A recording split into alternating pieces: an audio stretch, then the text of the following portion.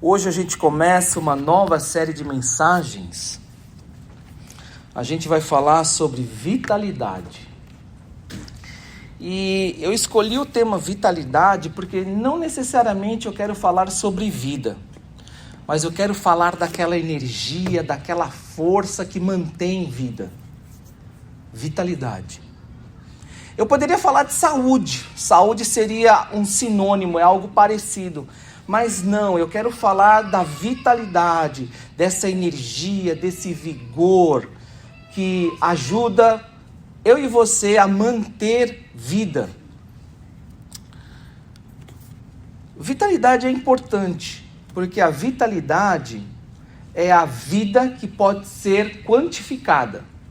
Por exemplo, se você chegar e falar se o Daniel tem vida, o Daniel tem vida, eu tenho vida, eu estou vivo. Eu tenho vida. Agora, se você olhar para o nosso Andrezinho, lá atrás, você vai falar, o Andrezinho está vivo? Está vivo. Tem vida? Tem vida.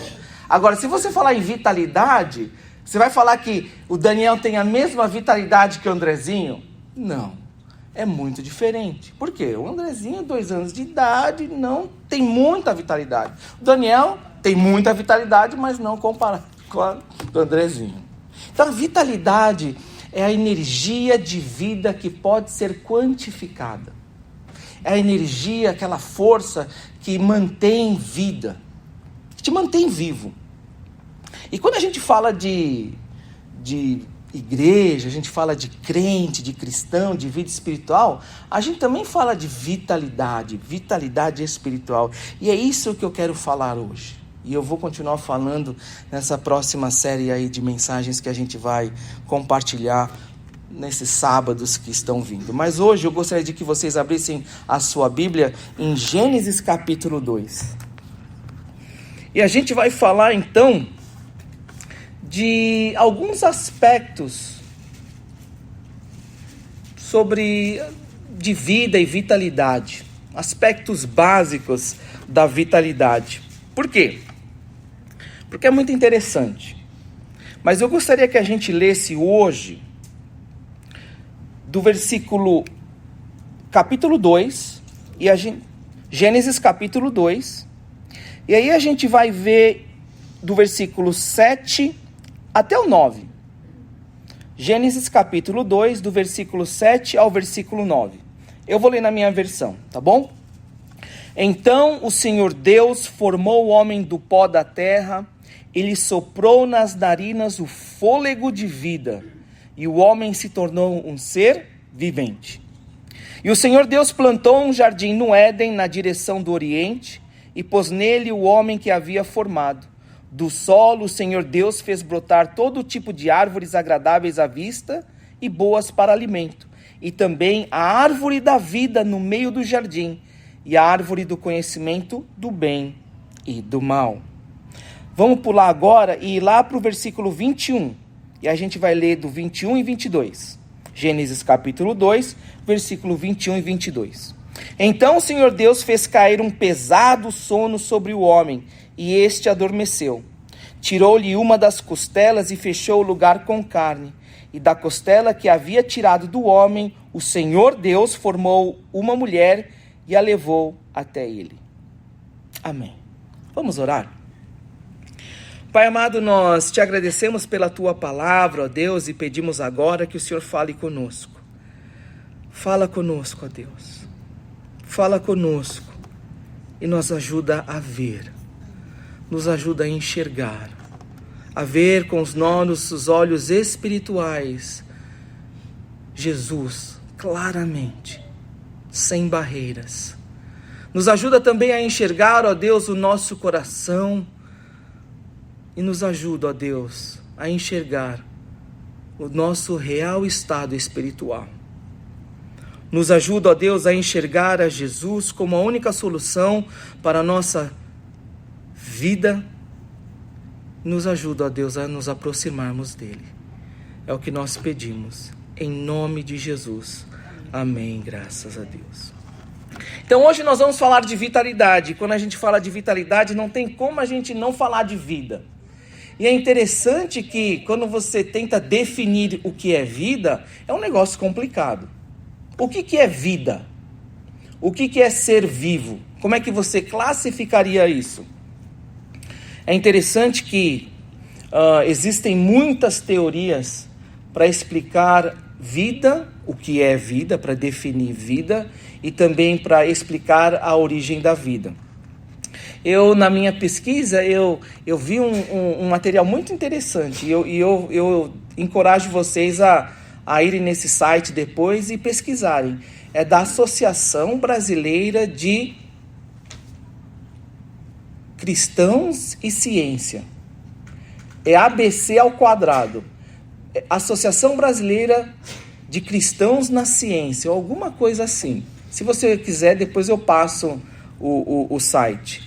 E é um site interessante porque é feito por cristãos, mas são cristãos que têm um relacionamento com ciência, cientistas, professores, estudantes, e ali eles tentam entender a ciência e explicar a ciência de uma maneira cristã.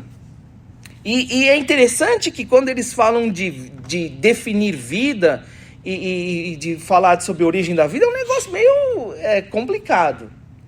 Mas todos ali partem do pressuposto de que o que é um ser vivo? Como é que você diz que alguém tem vida? Nasce, se alimenta, cresce, reproduz e morre. Essa é a definição básica de um ser vivo, de estar vivo, de ter vida. Você nasce, você se alimenta, você cresce, você reproduz e você morre. Porém, tem alguns problemas aí, tanto que a ciência reconhece esses problemas, sabe que essa definição não é exaustiva, mas é a melhor que a gente tem para explicar a definição de o que é um ser vivo. Por exemplo, por quê? Porque se você for falar de uma mula, a mula nasce. A mula se alimenta, come. A mula cresce, amadurece. Mas a mula se reproduz? Não.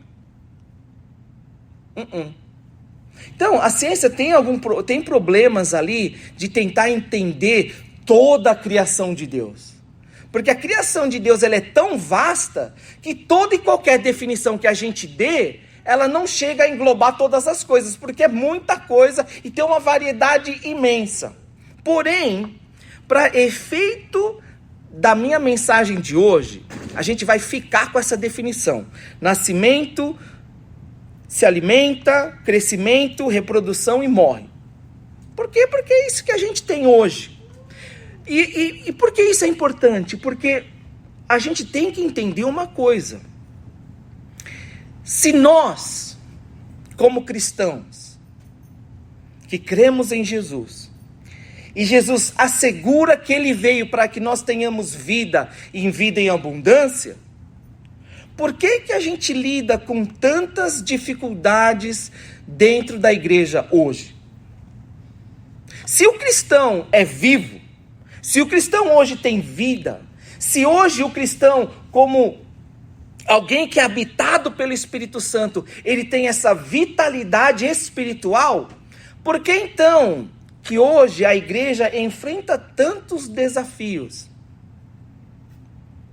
Se nós temos o Espírito Santo de Deus, e se o Espírito Santo de Deus produz vida e dá vida, então nós temos vitalidade espiritual em nós. Por que será que hoje nós como igreja, nós enfrentamos tanta dificuldade em ser relevante? Em levar a mensagem do Evangelho e transformar vidas. Por quê? Por que será que hoje nós temos essa dificuldade? Então hoje o que a gente vai ver na nossa mensagem, nós vamos tentar entender nascimento, crescimento e reprodução. E tentar enxergar quais são os problemas que a gente tem em manter essa energia espiritual, essa energia de vida que vem de Deus. Porque se a gente é vivo, então naturalmente a gente nasceu, se alimenta, a gente cresce, reproduz e a gente não vai morrer, porque a gente vai ser eterno. Mas a gente nasceu, se alimenta, cresce. Por que será então? É isso que a gente vai ver hoje. Onde estão os problemas com relação à vitalidade espiritual na nossa vida espiritual? A primeira coisa que eu gostaria que vocês vissem na passagem de hoje é o versículo 7. Vamos olhar então em Gênesis capítulo 2 e versículo 7 novamente. Olha o que a palavra de Deus fala. Então o Senhor Deus formou o homem do pó da terra e lhe soprou nas narinas o fôlego de vida. E o homem se tornou um ser vivente.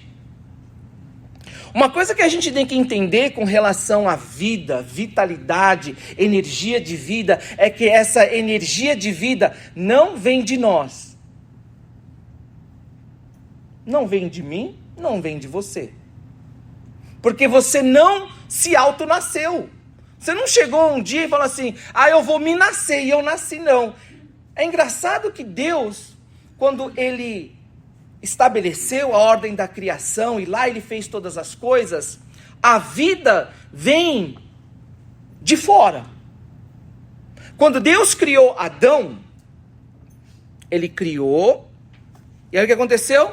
A palavra de Deus fala que Deus soprou o fôlego de vida. A vida, a vitalidade, a energia que mantém essa vida, a vida de Adão, veio de fora. Não veio de Adão, ele não se autonasceu. Adão chegou lá, ele se fez do barro, e aí depois agora eu vou abrir o olho e vou nascer, porque eu... Não. A vida que nós temos não vem de nós mesmos.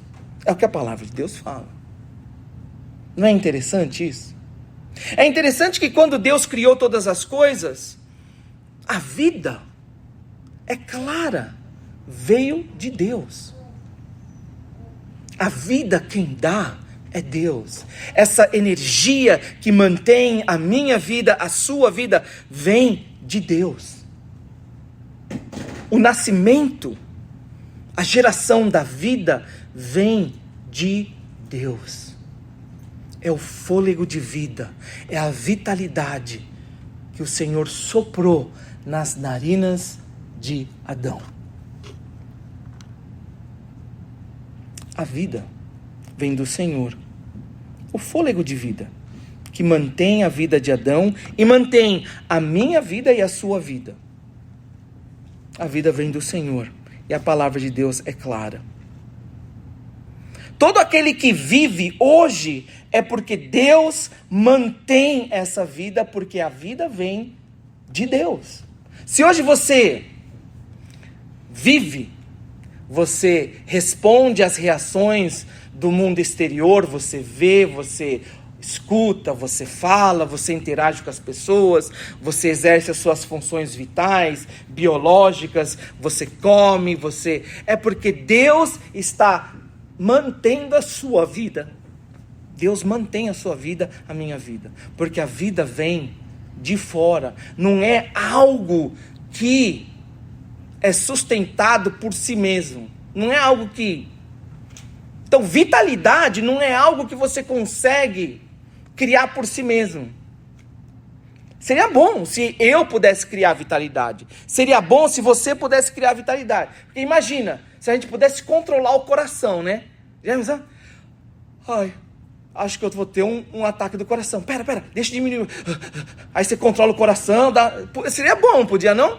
Seria tão bom se, por exemplo, sei lá, se você tem diabetes, e aí seu organismo, de alguma maneira, está produzindo insulina e criando aquela resistência. Aí você, acho que eu vou, agora é só dar uma parada, vou maneirar na insulina. Aí você, agora você regular, não dá.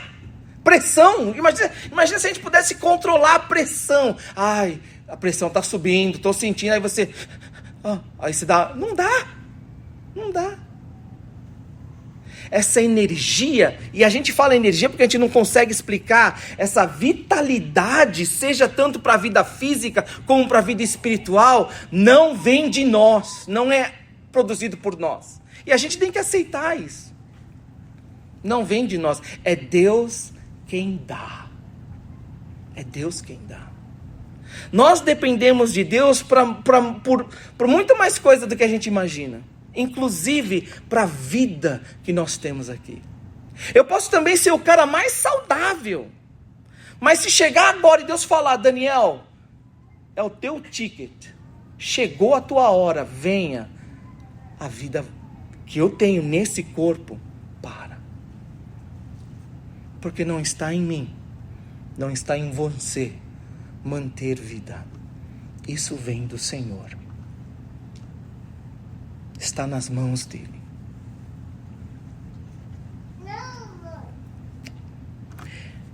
Nascimento vem do Senhor. Geração de vida vem do Senhor.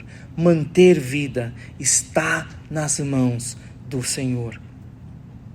É interessante que, olha que interessante. Vamos ler o versículo 8 agora. Que a manutenção da vida, de alguma forma, Deus nos concedeu uma tarefa. E essa tarefa foi de se alimentar. Olha o que ele fala aqui no versículo 8. Gênesis capítulo 2, versículo 8. E o Senhor Deus plantou um jardim no Éden, na direção do Oriente, e pôs nele o homem que havia formado. Versículo 9. Do solo o Senhor Deus fez brotar todo tipo de árvores agradáveis à vista e boas para alimento, e também a árvore da vida no meio do jardim, e a árvore do conhecimento do bem e do mal. É interessante que, de alguma maneira, Deus nos deu essa tarefa de manter essa vida física e essa vida espiritual comendo. Não está em nós, mas Deus nos concedeu essa tarefa de nos alimentarmos, para manter vida. Tanto é que deixa de comer para ver o que acontece. A vitalidade vai embora. Deixa de comer uma coisa. Por exemplo, deixa de comer uma vitamina, por exemplo. A sua vitalidade vai ser afetada, você vai sentir. Deixa de consumir alguma coisa que é importante. Água. Você vai sentir a desidratação. Por quê? Porque não está em você produzir essa vitalidade. Então Deus concedeu para nós essa tarefa de nos alimentarmos. A gente precisa para manter vida. Mas é interessante que se você olhar nesses dois versículos que eu acabei de ler, Gênesis 2, versículos 8 e 9, é interessante que Deus não apenas ele fez brotar toda sorte de árvores e depois concedeu essas árvores, essas plantas para alimento, mas tinha uma árvore muito especial, a árvore da vida. E eu creio que essa árvore da vida que Deus colocou lá no Jardim do Éden era a árvore que possibilitava a manutenção dessa vida espiritual. Era a árvore que mantinha a nossa vitalidade espiritual. Então, é uma realidade que não apenas a gente nasce porque Deus concede a vida, a gente não consegue auto-nascer, mas também Deus nos concedeu a capacidade de nos alimentarmos e crescermos. Por que você se alimenta? Para crescer. É algo natural. Se você é vivo, você se alimenta e cresce. Nós precisamos nos alimentar, porque a vida não está em nós. Para crescer, nós devemos nos alimentar. Agora, você sabe quando você está se alimentando bem ou mal, porque você, por exemplo, eu posso me alimentar, mas hoje o mundo me oferece diversas opções. Vamos dizer que eu vou me alimentar, mas aí eu só escolho me alimentar de Big Mac e fritas, fries. Você vai ver que o meu crescimento não vai ser tão bom quanto um atleta que se alimenta de coisas saudáveis, tem que estar ali preocupado. Por quê? Porque eu vou crescer muito para os lados. Porque a minha alimentação não é boa. Agora, para aquele que toma cuidado com a sua alimentação, sabe que tem que se alimentar bem, é diferente. Como você se alimenta influencia no seu crescimento. E o seu crescimento demonstra como você tem se alimentado. Não é interessante isso? É importante a gente entender que a manutenção da nossa vitalidade depende da maneira como nós nos alimentamos. A vitalidade que nós temos depende daquilo que nós nos alimentamos. E olha que interessante aqui, mais um versículo, que Deus, quando Ele criou todas as coisas, e Deus criou os seres vivos, Deus abençoou toda a criação, e abençoou os seres vivos com a capacidade de se reproduzirem. Deus ainda concede a eles a capacidade de se reproduzir. Não é que eles criam vida, mas que eles são usados por Deus para gerar vida. E olha que interessante, somente um ser vivo consegue gerar um outro ser vivo. Vamos ler aqui agora o versículo Gênesis 22. Gênesis capítulo 2, versículo 21 e 22. Vamos ler 21 e 22. Ainda no capítulo 2. Então o Senhor Deus fez cair um pesado sono sobre o homem e este adormeceu. Tirou-lhe uma das costelas e fechou o lugar com carne.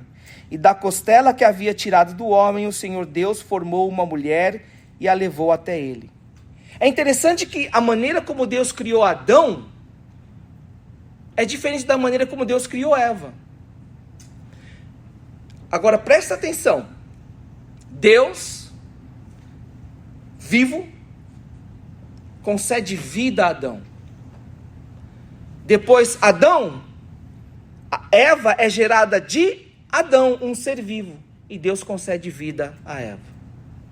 Então, o que você vê na criação é que o que é vivo gera vida. Deus usa para conceber vida, para gerar vidas, reproduzir. Aquilo que é vivo, aquilo que tem vitalidade, reproduz. Por exemplo, você pode olhar uma árvore, e não sei porque essa semana eu pensei em jabuticaba. Aí imagina aquela jabuticabeira, é assim que fala? Aquela jabuticabeira gigante. Tronco lindo, ramos fortes, folhas, mas sem fruto. Imagina sem fruto na época que tinha que dar fruto. Você olha para uma outra jabuticabeira, está cheia de fruto. A outra jabuticabeira cheia de fruto. Aí essa aqui não tem fruto. Você vai pensar o quê? Ela está bem? Tem vida? Não, alguma coisa está errada. Um ser vivo, que é vivo, mas que não gera vida, você olha e fala, alguma coisa está errada. Alguma coisa é fora do normal. Por quê? Porque quando Deus estabeleceu a ordem da criação, vida gera vida, se reproduz. É natural. E aí você vai olhar para mim hoje e você vai perguntar assim, tudo bem, estou entendendo, vitalidade, alimenta, nasce, se alimenta, cresce, reproduz. Mas o que isso tem a ver com a igreja? O que isso tem a ver com a nossa realidade? Porque eu lembro que no começo da mensagem, Daniel, você falou de por que será que a igreja hoje enfrenta tantos problemas? Tanta dificuldade em ser relevante, tanta barreira em levar e proclamar o evangelho puro e simples que a palavra de Deus nos mostra. E a razão pela qual nós temos tanta dificuldade é porque nós temos gente morta espiritualmente na igreja.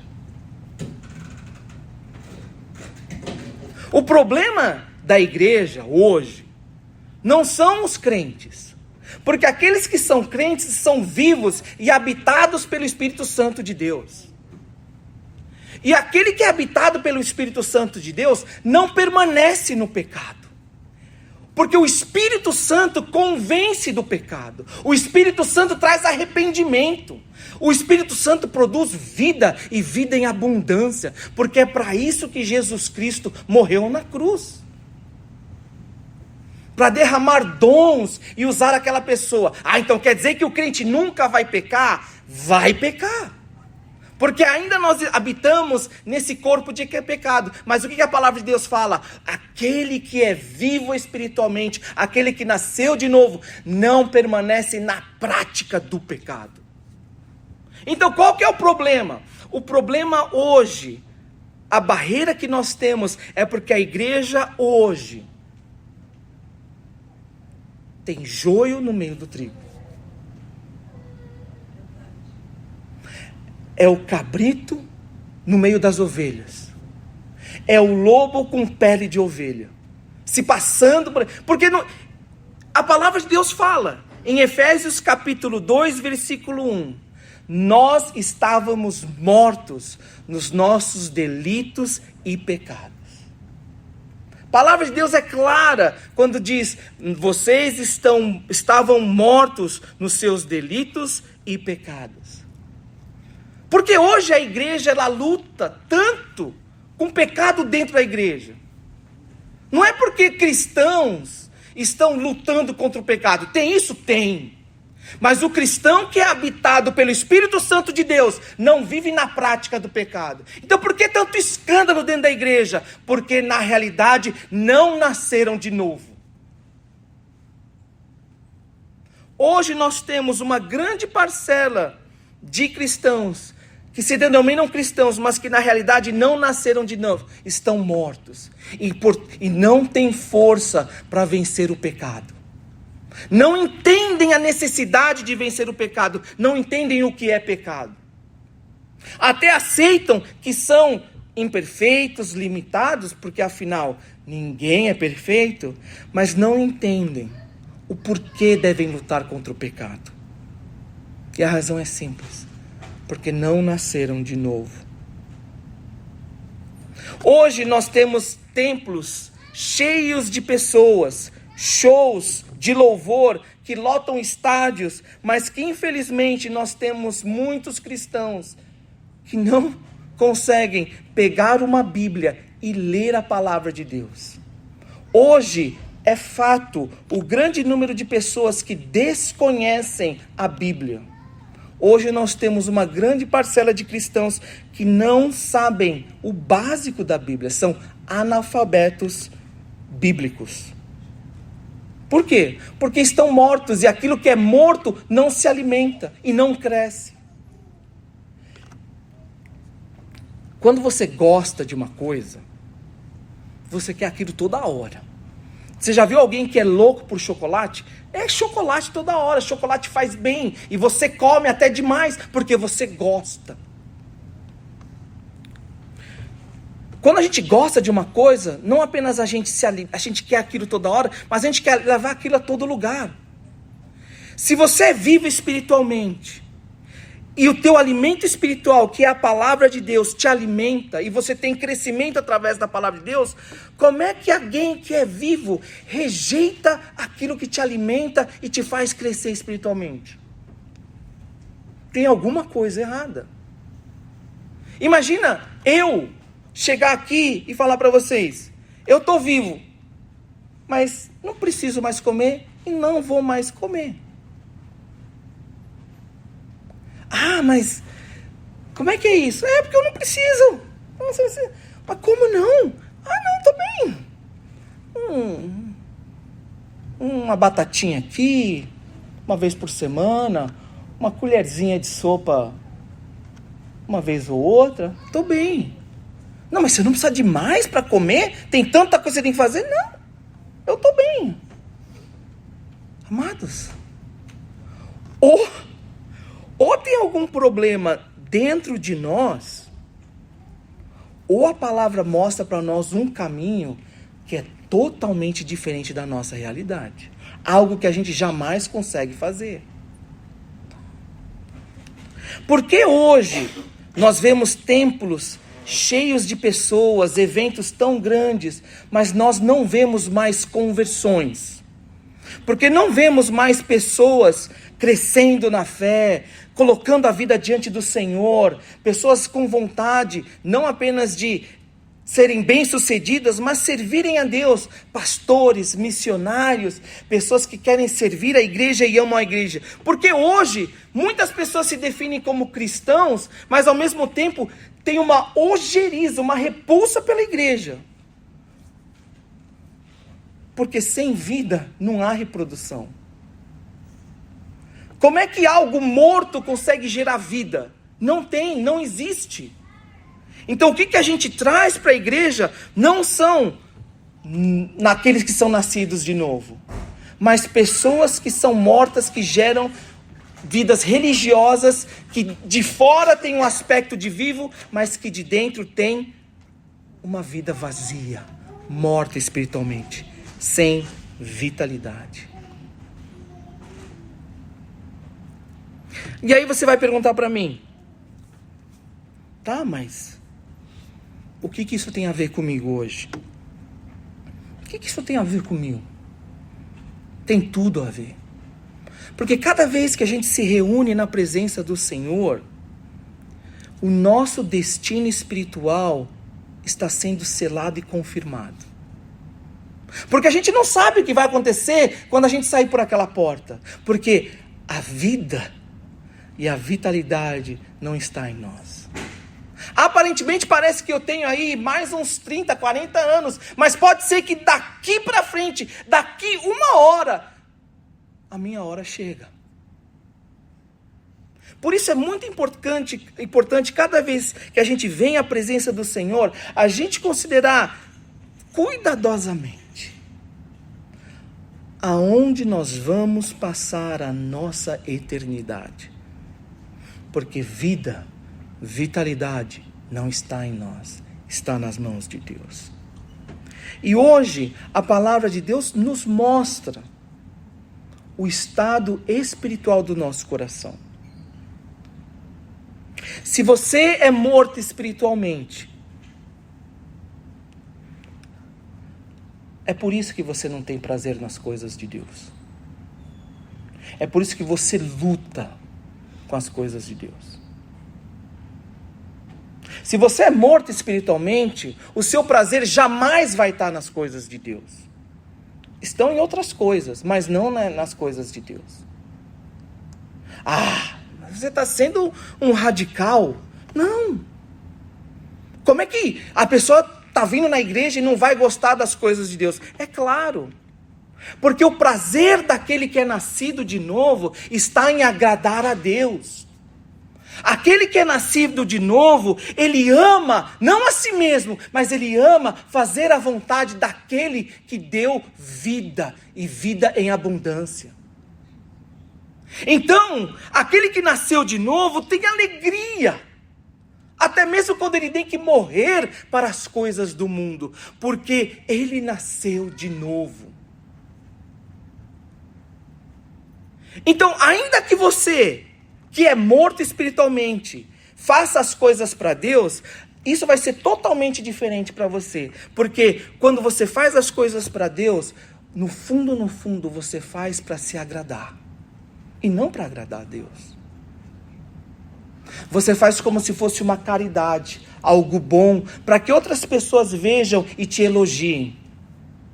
Para que outras pessoas te elogiem e com aquilo você se satisfaz. Porque você é morto espiritualmente. Porque no fundo, no seu coração, não existe alegria em agradar a Deus. Porque você é morto espiritualmente. Não existe vitalidade. Então a única coisa que você pode fazer nessa vida é buscar a sua própria satisfação pessoal. Ainda que você venha na igreja, ainda que você trabalhe para Deus e faça as coisas para Deus.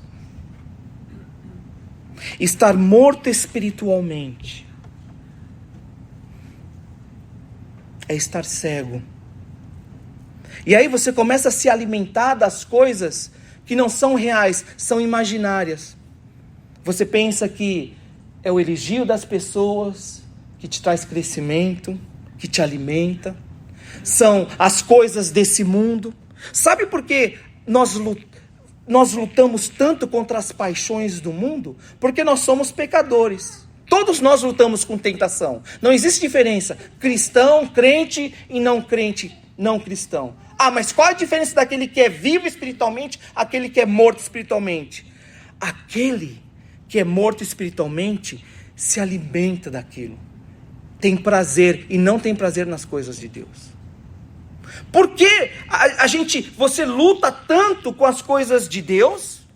Abrir uma Bíblia é tão difícil, mas com as coisas do mundo é tão fácil. Porque é aquilo que te traz prazer e te alimenta. A Bíblia não te alimenta. Culto não te alimenta. Louvor não te alimenta. É um fardo.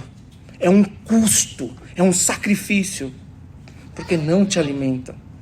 Você está morto espiritualmente. É por isso que quando as pessoas te veem e quando você fala, não existe vida. Você não gera vida cristã. Por quê? Porque você está morto espiritualmente. Você nunca vai gerar um cristão, você nunca vai converter seus filhos, você nunca vai levar vida para sua família. Por quê? Porque você está morto espiritualmente.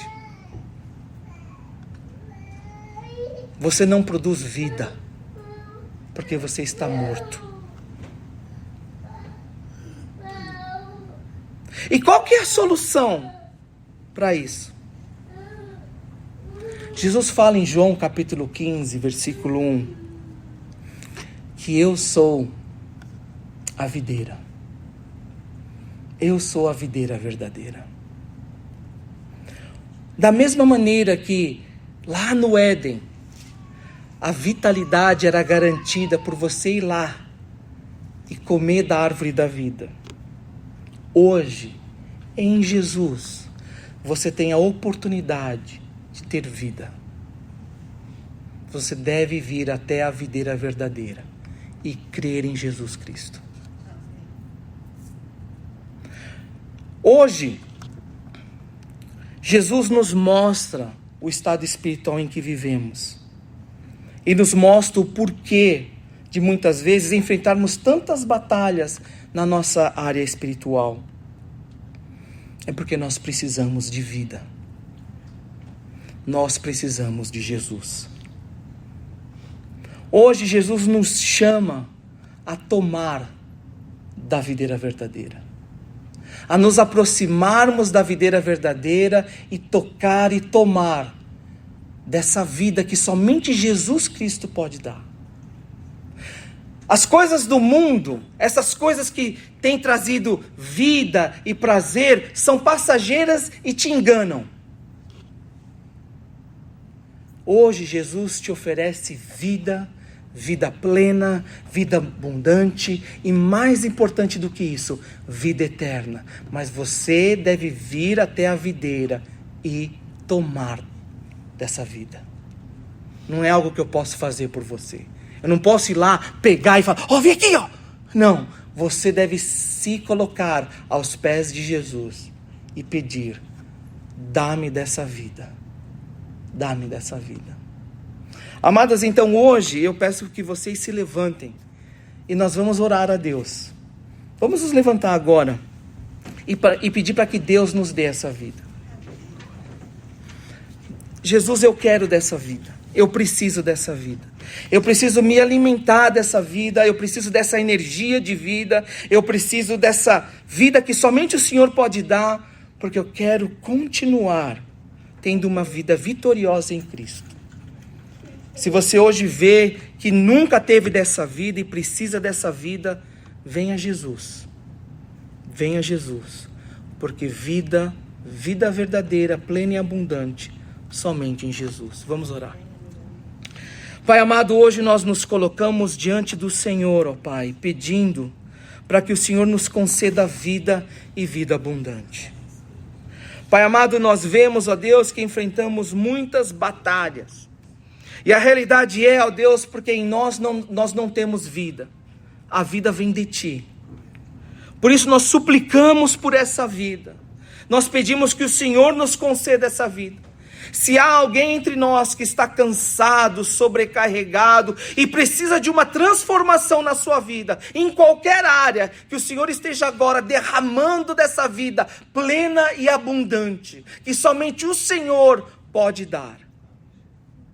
Vida plena, ó Deus, não está nas coisas materiais desse mundo. A vida plena não está na nossa família. A vida plena não está no nosso casamento. A vida plena não está na nossa situação financeira. A nossa vida está em Jesus Cristo. Por isso agora, ó Deus, nós nos curvamos diante de Ti e suplicamos por essa vida. Ó Deus, se de alguma maneira nós estávamos cegos e enganados, pensando que a vida vinha de alguma outra coisa desse mundo, que nós possamos agora ter os nossos olhos espirituais abertos e nós possamos enxergar claramente que vida somente em Cristo Jesus. Espírito Santo de Deus, nos ajuda agora a nos curvarmos diante de Ti e nos rendermos a Ti, Senhor. Confessando a Deus a plenos pulmões que nós queremos dessa vida, que somente Jesus pode nos dar a videira verdadeira. Nós queremos, precisamos e suplicamos por essa vida agora, em o nome de Jesus. Nós